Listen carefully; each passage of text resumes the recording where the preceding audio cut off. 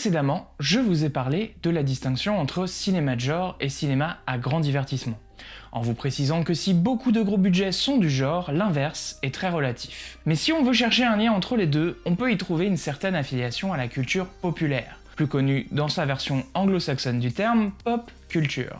Comme son nom l'indique, la culture populaire est une forme de culture qui est créée par le peuple, pour le peuple. Pour que celle-ci puisse convenir et parler au plus grand nombre, il convient à ce qu'elle regroupe l'ensemble des histoires, des croyances et même parfois des peurs partagées par la majorité du peuple. Elle s'oppose à la culture de niche qui, elle, ne s'adresse qu'à une certaine catégorie de la population.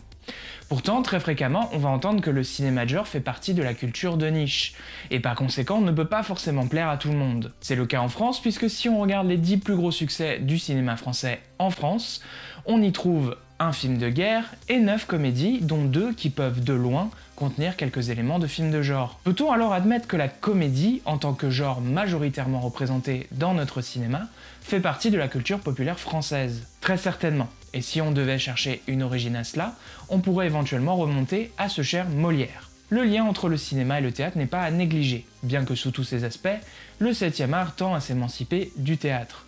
Ce n'est pas pour rien que bon nombre de succès de comédies françaises sont des adaptations de pièces de théâtre, et d'autres ne le sont pas, mais qui reprennent sensiblement les mêmes codes. Mais je commence à m'égarer du sujet. Une des raisons qui explique pourquoi le cinéma de genre peine à s'imposer dans le milieu du divertissement, c'est parce qu'on a été beaucoup trop habitué à ne pas en voir. Si on se base sur les chiffres du box-office français, c'est la comédie qui plaît au public, et s'il doit y avoir du genre, il sera assimilé à elle. Ce qui explique également pourquoi la comédie est souvent un bon médium pour placer des touches de genre. Mais pourtant, quand on plonge un peu plus dans la culture populaire française, dans le sens pur de la définition que je vous ai donnée, on ne devrait pas y trouver que de la comédie. Quand on parle de mythes et légendes, on peut facilement parler de celles de la civilisation antique. Mais chaque pays possède ses propres légendes que l'on va réunir dans un ensemble qu'on va nommer folklore. De l'anglais folk pour peuple, et lore qui représente les savoirs et les connaissances. Je sais encore un terme en anglais, mais on ne va pas leur reprocher de s'intéresser à leurs mythes, eux. Dans le folklore français, on retrouve les Femmes de La Fontaine, les contes de Charles Perrault, la quête du Graal, ou même Gargantua et Pantagruel. On y retrouve aussi des créatures semi-légendaires qui ont suscité quelques superstitions, parmi lesquelles la bête du Gévaudan. Je dis semi-légendaire car même si aujourd'hui on n'est pas certain que la bête ait existé, son influence, elle, a été considérable sur la société de l'époque. L'affaire remonte au milieu du XVIIIe siècle dans l'ancien comté du Gévaudan, qui aujourd'hui est devenu le département de la Lozère. Entre 1764 et 1767, on décompte plusieurs séries d'attaques de canidés provoquant la mort d'une centaine de personnes.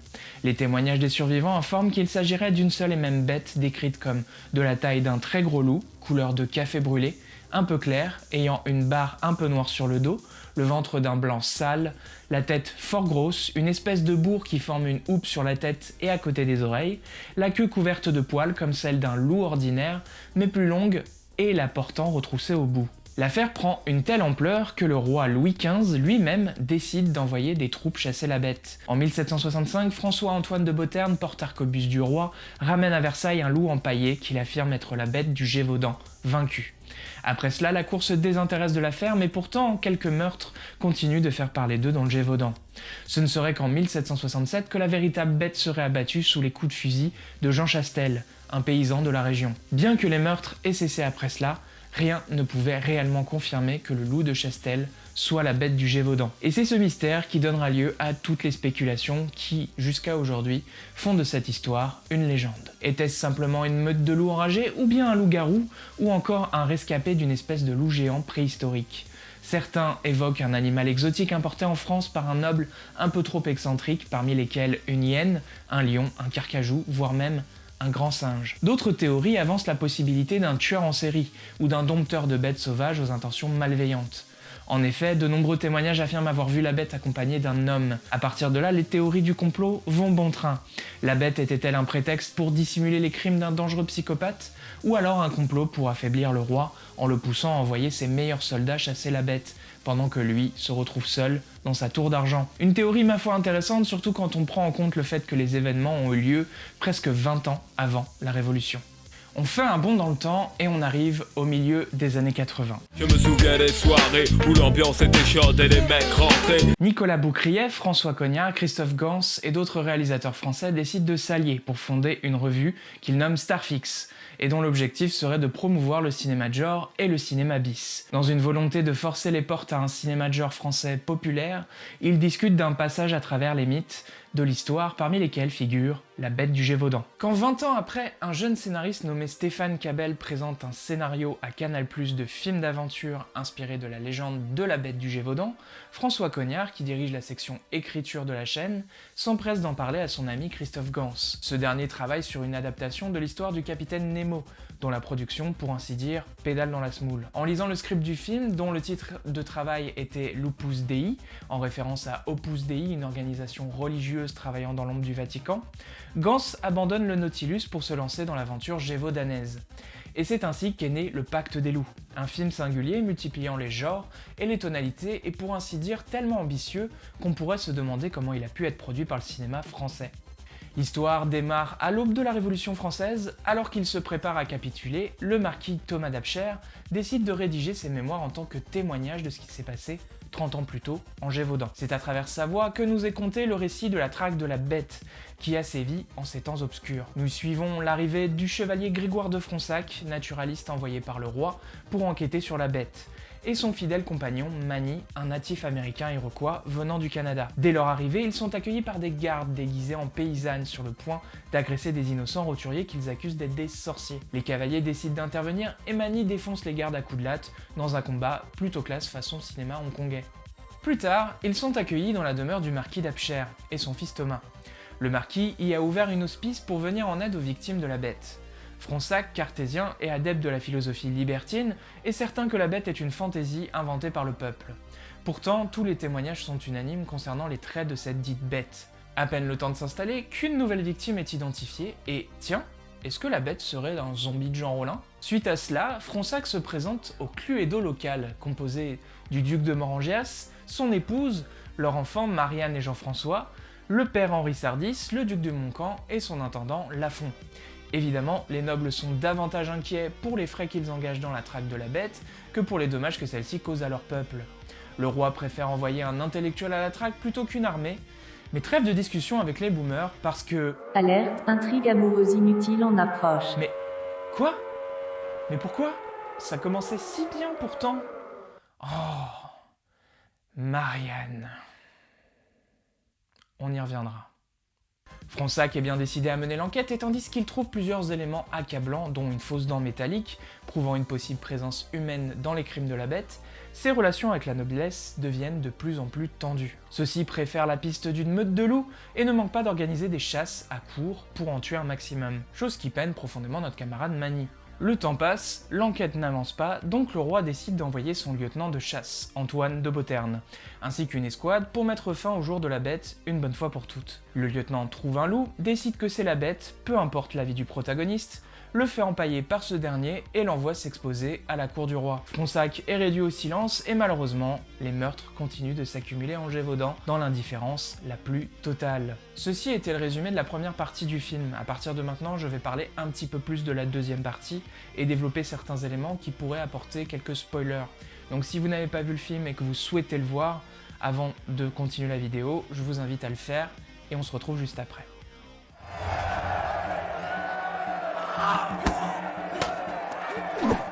Le Pacte des Loups, c'est un film qu'on peut principalement définir comme un film d'aventure. On y retrouve une intrigue pleine de rebondissements, entrecoupée de plusieurs scènes d'action, un héros curieux, passionné et actif dans la narration qui n'hésite jamais à se mettre en danger, et surtout, ce qui marque son ancrage dans l'aventure, ce sont les paysages. Des montagnes, des forêts, des canyons, des collines sous une pluie battante.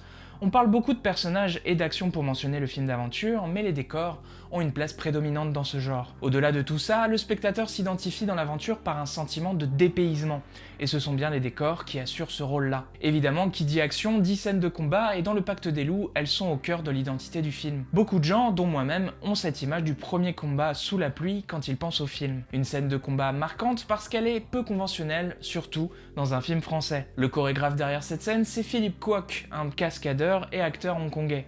et ce melting pot de différents styles de combat entre en opposition avec l'aspect historique du film.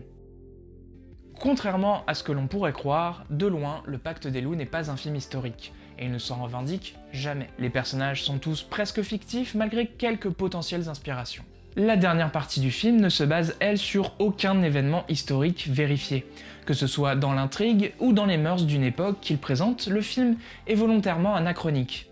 Les différents styles de combat, les costumes et même les armes utilisées par les personnages jouent de ces anachronismes pour ancrer le film dans son propre univers. Le but de Christophe Gans n'est pas de raconter l'histoire de la traque de la bête du Gévaudan telle qu'on peut la trouver dans les livres d'histoire, mais d'assurer un véritable divertissement, avec l'histoire avec un grand H en grosse toile de fond un peu floue. C'est la distinction entre cohérence et vraisemblabilité qui est un vrai sujet de débat dans le cinéma à inspiration historique. J'utilise cette expression inspiration historique parce que, et je vais sûrement en faire réagir plus d'un, à mon sens le genre historique au sens premier n'existe pas. Il y a des documentaires qui se basent sur des archives, des livres, des musées, mais en matière de cinéma, il y a un aspect qui, quoi qu'il arrive, dépassera toujours la réalité historique. C'est la dramaturgie. Même si on se base sur des éléments historiques, on raconte une histoire, et cette histoire est soumise aux règles de la dramaturgie qui, elles, ne sont pas la réalité. C'est pour cette raison qu'il est important de distinguer cohérence et vraisemblabilité. Dans le cadre du Pacte des loups, il n'est pas vraisemblable que des personnages se battent dans un style exotique, mais c'est cohérent par rapport à l'univers que le réalisateur a voulu raconter. Ça explique pourquoi les combats arrivent très rapidement dans le film, afin de nous faire comprendre que même si cette histoire s'est bien déroulée dans le passé, on est bien dans une réalité différente, une réalité inventée par Christophe Gans. Dans un tout autre style, on va également y retrouver des aspects thriller, voire même film noir. Déjà, l'intrigue tourne autour d'une enquête. Fronsac est persuadé que la bête est un humain, ou du moins contrôlé par un humain. Pour cela, il va se rendre sur les lieux du crime, récupérer des indices à droite à gauche, interroger des victimes, des suspects. L'ambiance froide et morne du Gévaudan vient s'ajouter dans le thriller, ainsi que des rebondissements et des retournements de situation que l'intrigue parsème. Et si l'on devait mentionner un autre genre, même si celui-ci est moins représentatif de l'ensemble du film, on pourrait parler de western. On le retrouve principalement dans la scène d'introduction, avec l'arrivée des protagonistes à cheval sur les collines, deux protagonistes qui viennent en aide tels des cavaliers providentiels à de pauvres victimes opprimées par des scélérats, une introduction qui rappelle pas mal de classiques du western, notamment par le fait que les protagonistes soient complètement silencieux durant cette scène. Même si d'un autre côté, l'ambiance sombre, pluvieuse et les longs manteaux style imperméable rappellent davantage le film noir. Mais encore une fois, tout ceci participe à la multiplicité des genres recherchés par le Pacte des loups. Le thème principal du film, c'est l'opposition entre les ténèbres et la lumière, une opposition qui sera développée tout au long de l'intrigue à travers différents archétypes de personnages et différentes manifestations, à la manière d'un exercice de style. Le premier élément qui vient introduire cette thématique, c'est la lumière du film en elle-même. Par-dessus les crimes de la bête, le Gévaudan est représenté comme enfoncé dans les ténèbres. On a cette introduction sous la pluie, dans la boue, l'atmosphère est froide, pesante. La majorité des scènes du film se déroulent la nuit. Et en opposition, les scènes les plus éclairées vont concerner soit les actions des protagonistes, qui apportent de l'espoir, ou bien les scènes d'amour entre Fronsac et Marianne. On retrouve également cette thématique dans la caractérisation des personnages. Le chevalier de Fronsac est un homme moderne pour son époque. C'est un naturaliste libertin qui ne croit qu'en ce qu'il voit et qui représente un peu cette classe de la bourgeoisie qui prend peu à peu l'ascendant vers la Révolution et qui suit le mouvement philosophique des Lumières. Et de la même manière, de l'autre côté, on va trouver des personnages nobles qui ne cherchent pas à comprendre, mais à agir en conséquence, quitte à être dans l'erreur et dans la destruction tant que ça sert leurs propres intérêts et qu'à la fin, ils restent nobles et puissants. C'est ce que l'on nomme communément l'obscurantisme. Cette même opposition, on la retrouve dans le maquillage des personnages, détail qu'on oublie mais qui fait partie intégrante de leur caractérisation. Les nobles ont pour la plupart le teint blafard, accentué par la céruse, ce pigment blanc utilisé à l'époque pour se maquiller. De son côté, le chevalier de Fronsac a un teint plus naturel et hâlé, en lien avec son esprit loin des codes et aventurier. En outre mesure, on pourrait retrouver cette opposition dans le choix du casting, avec d'un côté des comédiens et comédiennes notables issus d'un cinéma français très classiques, Jean-Yann, Jean-François Stévenin et Edith Scobb, l'égérie de Georges Franju que certains d'entre vous peuvent connaître pour son rôle dans Les Yeux sans visage. Puis de l'autre côté, on retrouve un casting plus jeune avec Samuel Le Bihan, Émilie Dequesne, Jérémy Régnier, Vincent Cassel, Monica Bellucci, qui ont tous déjà commencé à se faire un nom à cette époque, mais qui à l'instar des autres ont encore leurs preuves à faire dans ce style de cinéma. Un choix très stratégique pour Christophe Gans, qui participe à l'esprit frais et novateur de son film, tout en gardant des bases d'un cinéma français bien connu du public. Et ce n'est pas le seul jeu d'opposition que l'on va retrouver dans le Pacte des loups. Il y en a un autre qui vient d'ailleurs nourrir l'aspect faussement historique du film, celui qui oppose la vérité et le mensonge.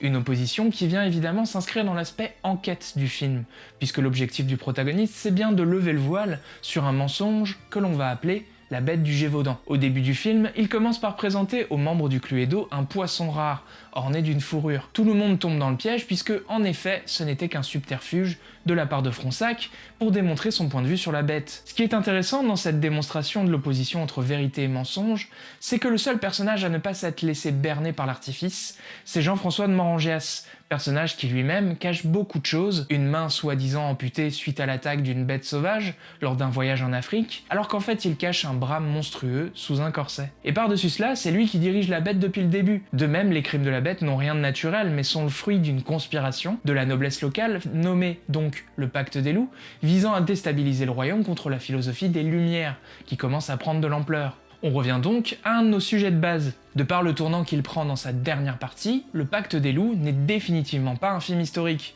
puisqu'il décide de prendre le parti de l'intrigue complotiste. Pourtant, malgré cela, on retrouve bien dans le film des faits historiques. François-Antoine de Beauterne, lui, il a bien existé, et il a bien ramené un loup au palais du roi qu'il a affirmé être la bête du Gévaudan. Si on se fie à l'histoire, il n'est jamais affirmé que le rôle de Beauterne c'était de tuer le premier loup venu et dire que c'est la bête histoire d'apaiser les tensions. Mais malgré les apparences, tout le monde sait que ce n'était sûrement pas la bête, parce que pendant ce temps, des meurtres ont continué de frapper en Gévaudan.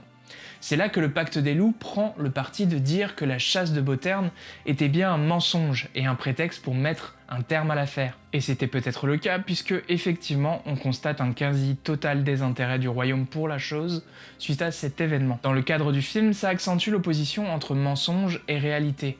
De plus, l'intrigue intègre son protagoniste fictif là-dedans, en le plaçant comme celui qui va embaumer le simple loup et créer l'artifice pour en faire la bête du Gévaudan. Et lorsque celle-ci est enfin présentée au palais royal devant les sujets, l'illusion fonctionne. D'ailleurs, il y a un parallèle assez ironique avec la scène du poisson velu, puisque Fronsac se moque de l'ingénuité des nobles face à un artifice dont il est responsable, dans le but de montrer son point de vue cartésien face à l'existence de la bête. Puis il est pris à son propre jeu quand on lui demande de fabriquer une fausse bête avec le cadavre d'un loup, tout en étant persuadé que la vraie bête continue de rôder dans les parages. C'est un parallèle qui est extrêmement intéressant et bien préparé car il participe à l'évolution du personnage de Fronsac. Ce qui paraissait à la base comme étant une simple blague finit par se retourner contre lui et le rendre en partie responsable d'un scandale d'État. Encore une fois, le film joue du parallèle mensonge-vérité en se servant d'un fait historique pour en faire un mensonge dans son histoire à lui. On va servir chevalier. Allons dîner. Je vous quitte plus.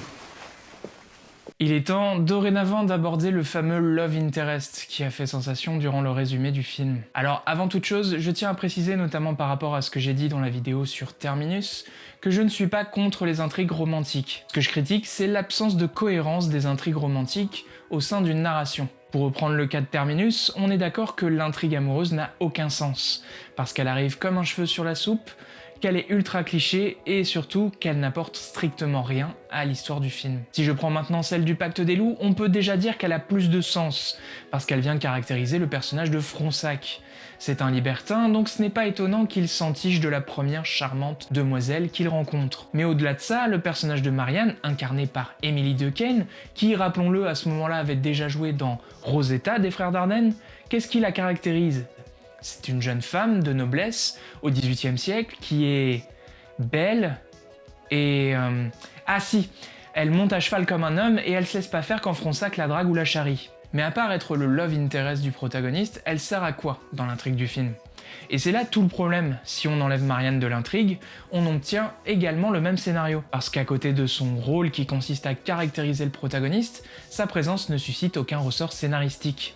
Maintenant, pourquoi est-ce qu'on place un love interest s'il ne participe pas à la progression dramatique d'un film ? Bon déjà, si un film existe, ça veut pas nécessairement dire qu'il est bien écrit.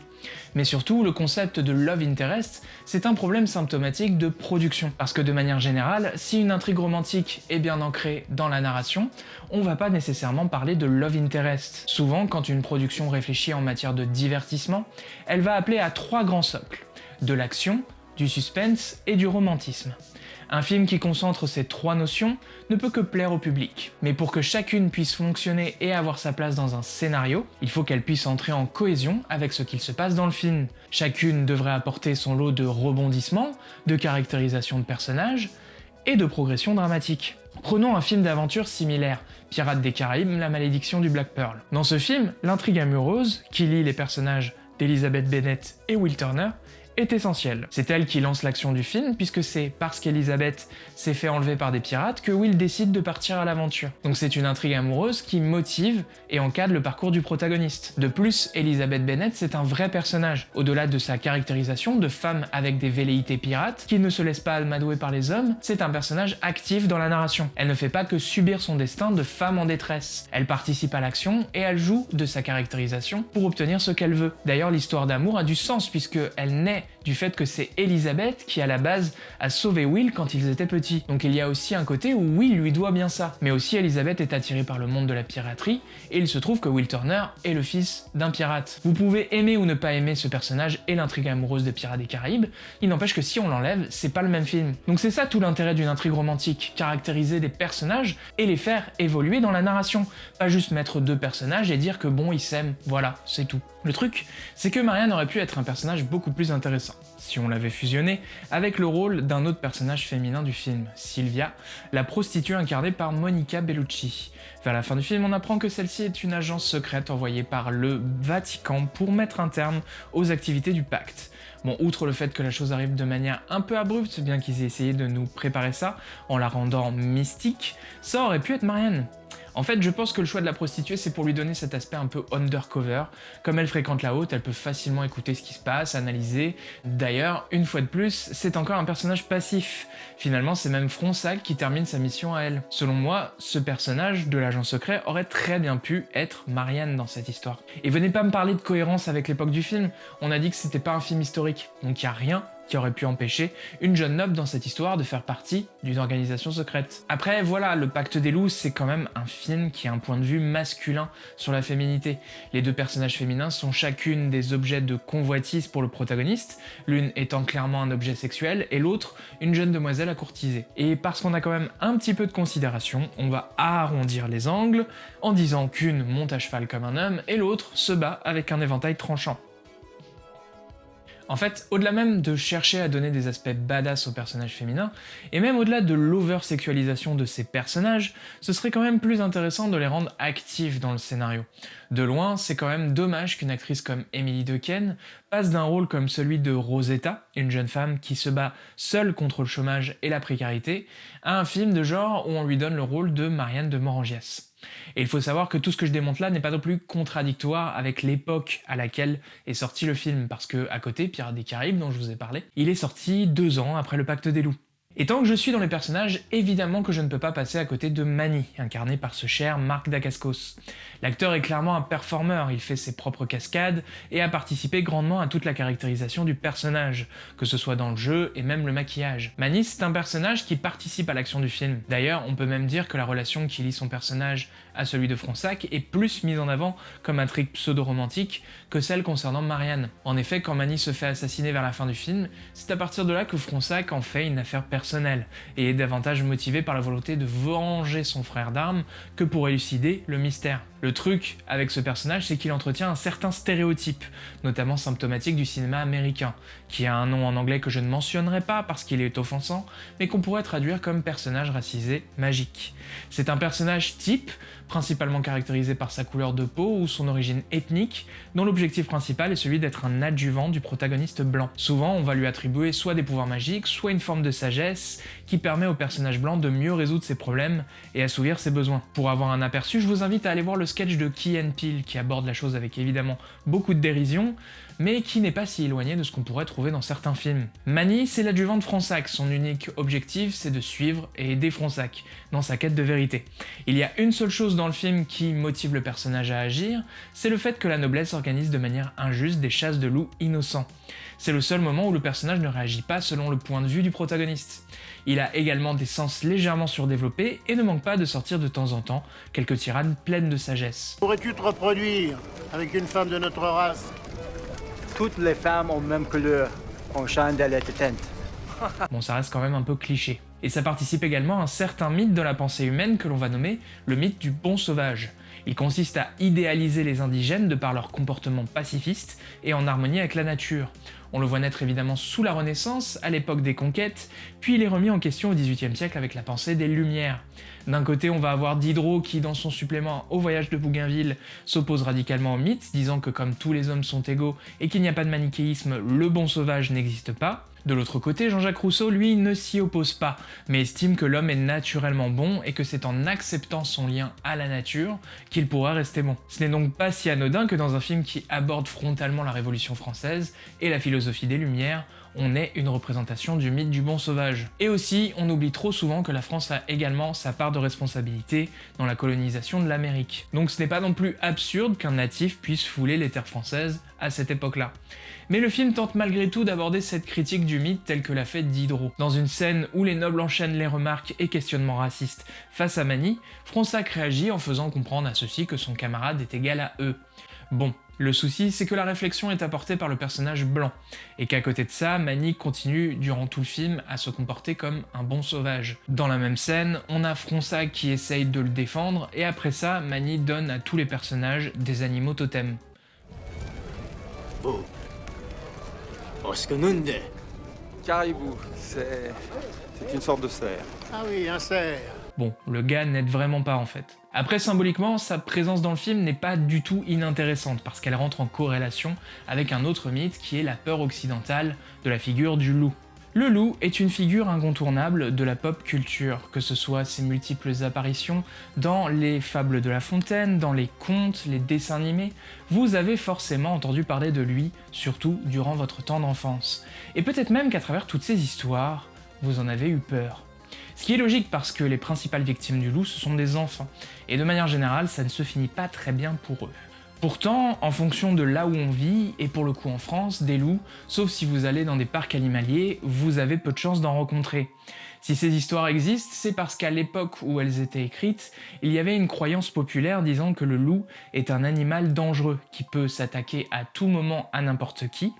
Cependant, le temps nous a fait comprendre que c'était faux, et qu'au final, c'est plus l'homme qui a été un prédateur pour le loup qu'autre chose. Alors pourquoi continuer à entretenir cette image cliché et effrayante de ce pauvre Canis lupus? Eh bien déjà parce que ces histoires font partie de notre patrimoine et continuent de nous raconter des choses sur les croyances d'une époque, mais aussi parce qu'aujourd'hui cela résonne avec la métaphore du prédateur. Parce qu'en réalité, quand on grandit et qu'on analyse ces histoires, on comprend que le loup du petit chaperon rouge ou celui du loup et l'agneau, ce sont en fait des hommes. L'homme est un loup pour l'homme. Tout le monde connaît cette fameuse locution. Le pacte des loups est un pacte qui a été créé par le rassemblement de quelques nobles pour agir contre le roi de France qui semble s'adoucir face à la montée de la philosophie des Lumières. Leur principale activité, au-delà de faire des processions masquées douteuses, c'est d'entretenir une croyance populaire qu'on appelle la bête du Gévaudan. Et les victimes dans tout ça, c'est le peuple, qui, tant qu'il a peur, reste docile, et les dizaines de loups innocents qu'il décime à chaque battue. Et aussi la bête du Gévaudan elle-même, car on peut le dire maintenant, c'est un lion importé d'Afrique qui, sous une carcasse de métal manufacturée, est également docile et manipulé telle une marionnette par un noble. Donc le discours politique derrière le pacte des loups, c'est la critique d'une société dirigée par une poignée d'excentriques qui, pour assurer leur contrôle sur le peuple, installe un faux climat de peur et crée de toutes pièces un faux responsable de cette peur, alors qu'en réalité le mal vient d'eux-mêmes. D'ailleurs, ce faux responsable, qui est la bête importée d'Afrique, est le fruit de la colonisation perpétuée par cette même noblesse. Mais bon, du coup, comme la révolution a eu lieu, et que les privilèges de la noblesse ont été abolis, et que le monde a évolué en 3 siècles, une poignée de dirigeants qui installent un faux climat de peur pour assurer leur mainmise sur le peuple, c'est plus vraiment d'actualité, n'est-ce pas ? Bref, sous bien des aspects, Le Pacte des Loups est un film assez surprenant, que ce soit pour l'époque à laquelle il est sorti ou même tout simplement pour le cinéma français. On ne peut pas nier que la promesse de divertissement est réussie. Cela en fait un des films de genre français les plus ambitieux, et surtout un qui n'a pas besoin d'ajouter de la comédie pour exister et susciter des passions. Ses principaux défauts sont liés au fait que, comme beaucoup de ses congénères en cette époque-là, le film a un peu mal vieilli. que ce soit à travers certaines manières d'aborder certains sujets, comme on a vu, ou même les effets spéciaux. D'ailleurs, pour en parler rapidement, ce sont essentiellement les plans où la bête apparaît en 3D qui donnent cet effet, parce que sinon, une partie des plans ont été tournés avec une version animatronique, créée par le studio de Jim Henson, le papa du Muppet Show. Et rien que d'imaginer à l'époque l'exaltation d'être sur un plateau, dans un film français, en compagnie d'un animatronique, le petit fan de Jurassic Park en moi ne peut que jubiler. Ce qui est dommage, c'est que malgré son accueil plutôt positif et son succès à l'international, le film n'est pas tombé dans l'oubli comme certains dont j'ai pu parler précédemment, mais n'a pas non plus eu une grande visibilité. D'ailleurs, j'ai été assez étonné de constater qu'il n'a pas été beaucoup abordé sur le YouTube Cinéma. Pourtant, je me souviens qu'à l'époque de sa sortie, j'étais en CM2 environ, et presque tout le monde parlait du Pacte des loups. Alors moi, je ne l'avais pas vu parce qu'il était considéré comme violent, mais je sais que j'en avais beaucoup entendu parler. J'étais même assez étonné, l'ayant enfin découvert adulte, de me rendre compte que c'était un film français.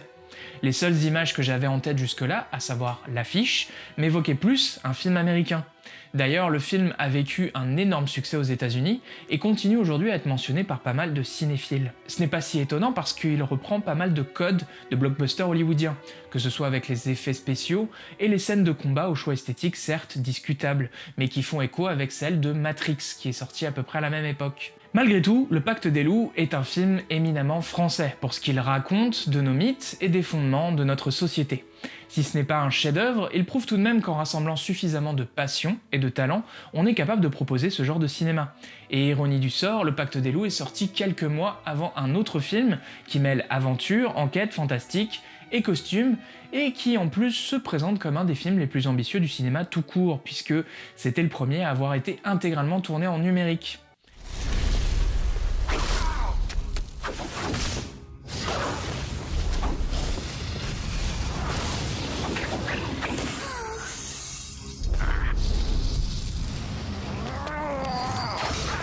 Et c'était un gros bide, qui a très certainement fait oublier le succès du Pacte des loups et provoqué l'arrêt total d'envisager ce genre de production. De son côté, Christophe Gans a un peu subi le revers de la médaille avec une collection de projets inachevés, 2 fois plus longue que sa propre carrière, parmi lesquels des adaptations de Tarzan, Rahan, Corto Maltese, de nouveaux 20 000 lieues sous les mers, et un Fantomas qui, au vu des visuels apportés à l'époque, nous promettait une version tournée façon super-héros. Il se consolera avec un certain succès aux États-Unis, comme beaucoup de réalisateurs français ambitieux, avec son adaptation plus que correcte du jeu vidéo Silent Hill.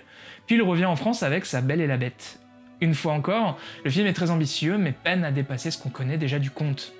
J'ai donc fini de vous parler d'un des films de genre français les plus surprenants. Il y en a plein d'autres que je mentionnerai très prochainement, mais d'ici là j'espère que la vidéo vous aura plu. Et n'hésitez pas à me faire part de vos avis en commentaire. Commenter c'est très important car c'est de cette manière que vos vidéastes préférés sont mis en avant par l'algorithme. Évidemment, abonnez-vous à la chaîne si ce n'est pas déjà fait et venez me suivre sur Instagram, Twitter et Facebook. D'ici là, je vous dis à très bientôt.